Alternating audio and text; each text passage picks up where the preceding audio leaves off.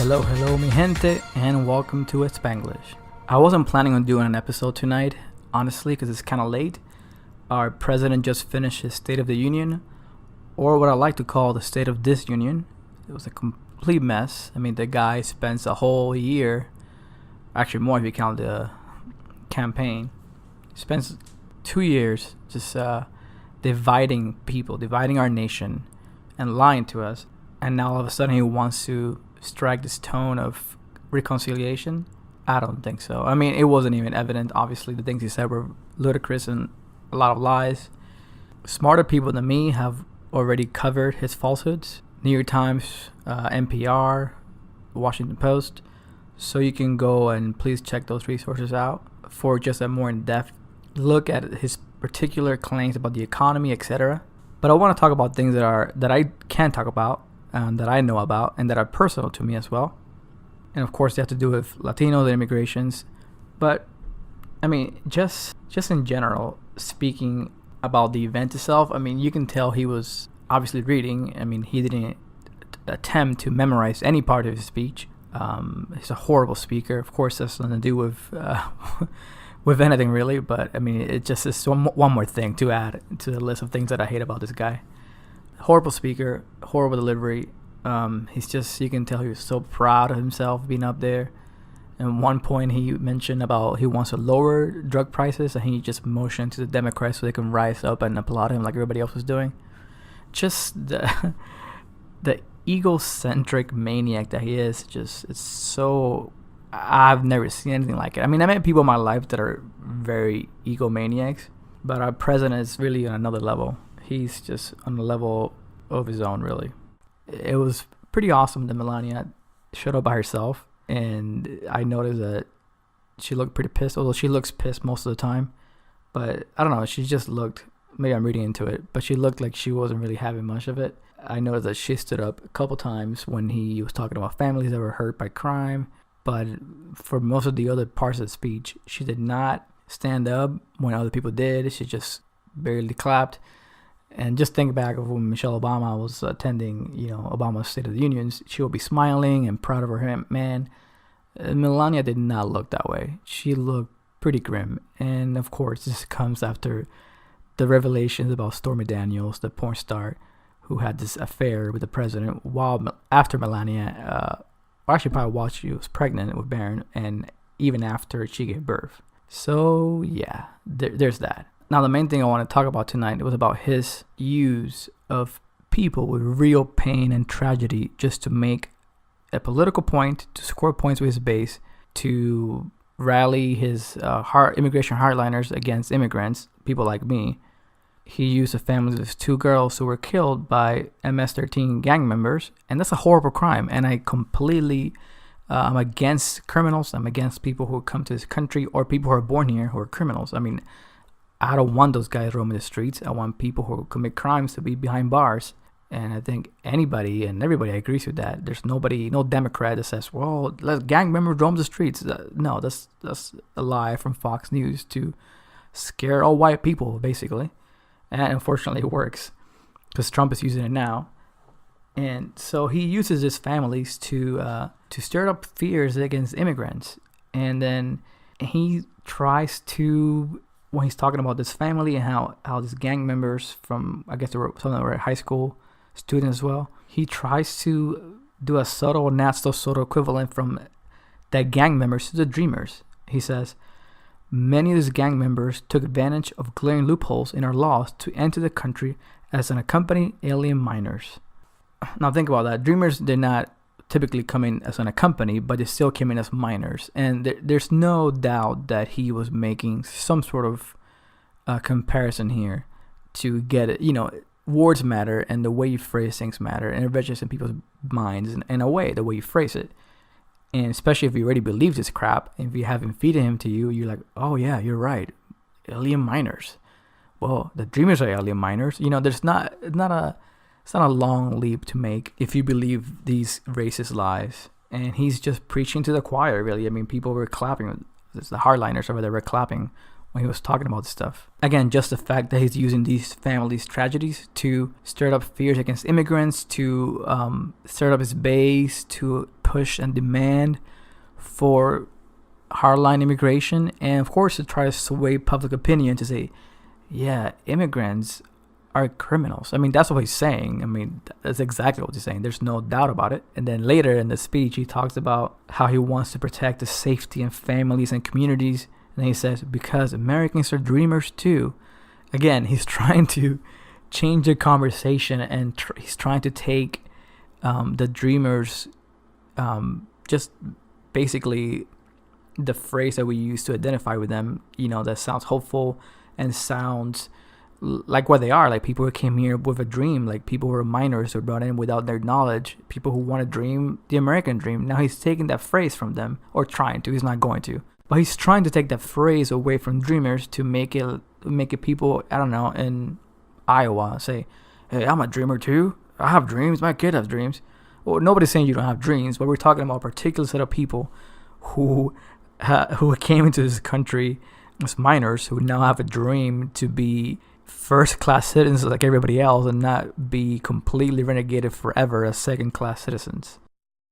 The third pillar ends the visa lottery, a program that randomly hands out green cards without any regard for skill, merit, or the safety of American people.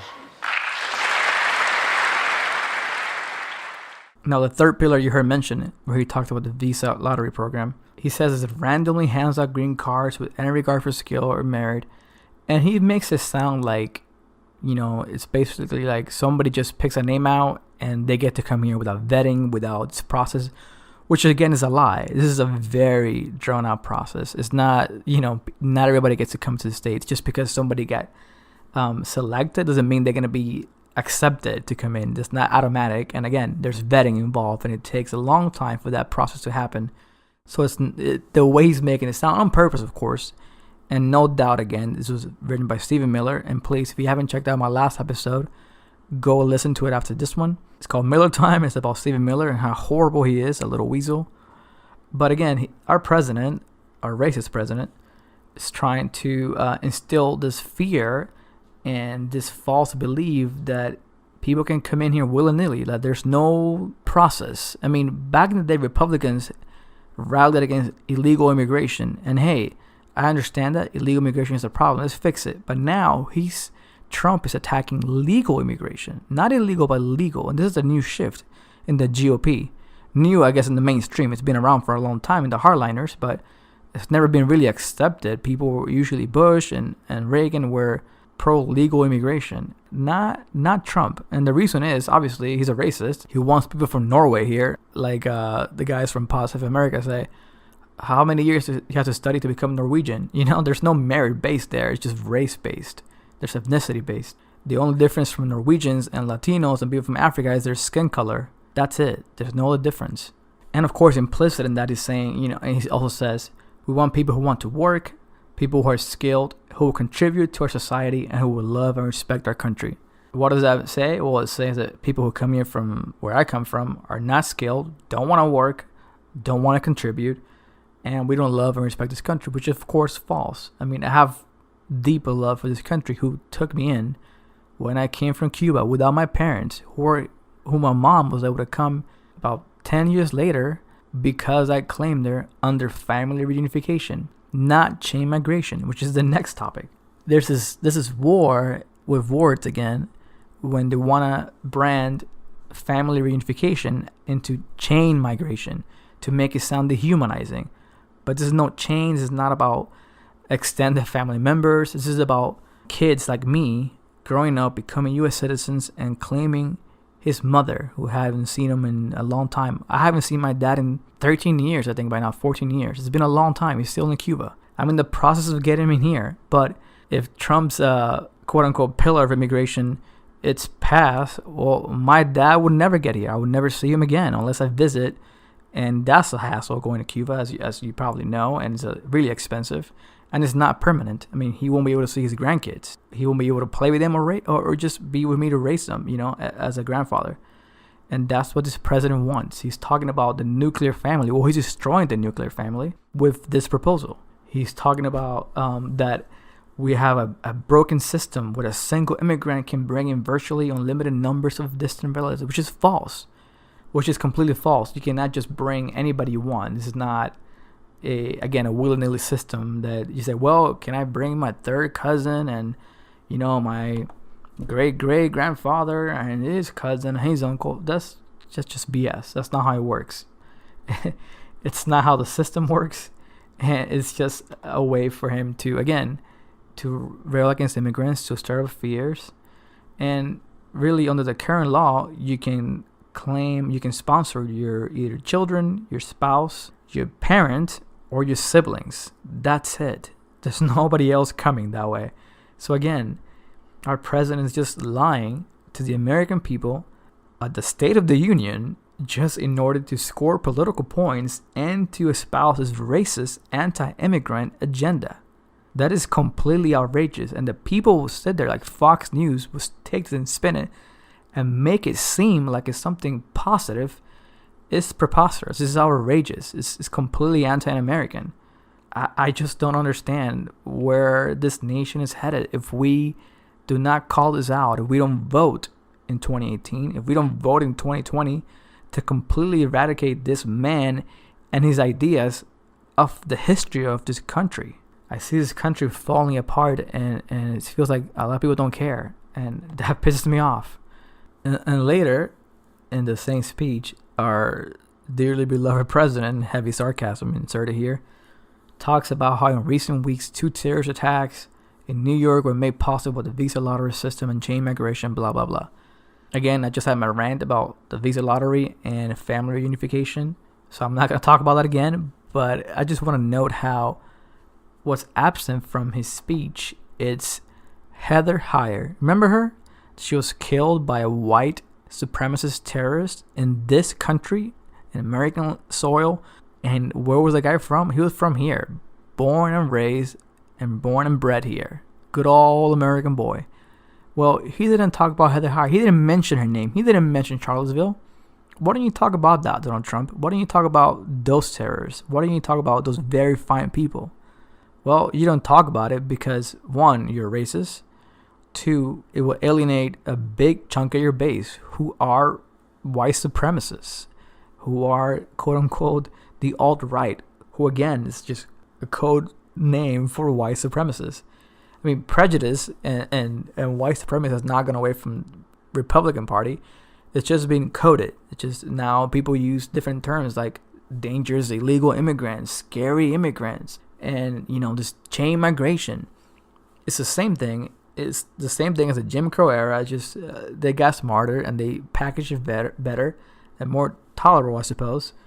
And they just use that to scare people and to propose legislation that's completely racist and anti-immigrant for no other reason that the new immigrants that are coming to this country are brown and not white. People like me. People like my family, like my mom, like my dad who's still in Cuba. That the fact that this president cannot even mention her name, and the fact that he defended white supremacists, called them very fine people when Charlottesville happened, it's disheartening and it's sad, and it makes me angry because I feel like people around me don't care enough. I mean, I know people who do, and I appreciate them, and I love what they do, and there are people who are getting involved, but I feel like a large majority of people I know are either don't care that our president is a racist and an anti-immigrant xenophobe, or either, I don't know. I'm at the end here of my wits. So to summarize, our president is a racist, xenophobe, and we knew that already. But I think it's important to talk about it and speak out against his behavior and call it out what it is. I hope Democrats finally just have some guts and do not fold when the immigration battle comes, because it's going to come, and very soon. Trump's 4 pillars are completely ridiculous and unacceptable, and I'm glad he was booed when he was talking about quote-unquote chain migration. Actually, and I gotta play that clip for you real quick. A single immigrant can bring in virtually unlimited numbers of distant relatives. Under our plan, we focus on the immediate family, by limiting sponsorships to spouses and minor children. And that was amazing. I mean, I'm glad at least that. I mean, I hope those boos turn into policies and just actual discussions and not just a booing of the president on live TV, which is amazing, but again, doesn't do anything for us. So please, Democrats, if you're listening, we're counting on you. You know, I'm a citizen. I'm not affected by these laws. Not personally. I mean, yes, when it comes to my father, you know, not be able to claim him and sponsor him. But I mean, I'm not a dreamer. I mean, I'm not undocumented. But I'm an immigrant, and I think just as a human being, I can relate to these people. I can empathize with not being able to have a status. And growing up in Miami, where I grew up, I knew a lot of people that I went to church with and stuff like that were undocumented. And they were terrified. They were terrified of, you know, getting a knock on their door in the middle of the night. And they were not criminals. They were just people who were trying to make a living, who were trying to improve their lives, who came here. And people I knew were kids who came here as kids. And the parents stay here just to have a better future for themselves and for their family, because in their countries, either there was too much crime or they were persecuted or whatever the reason was.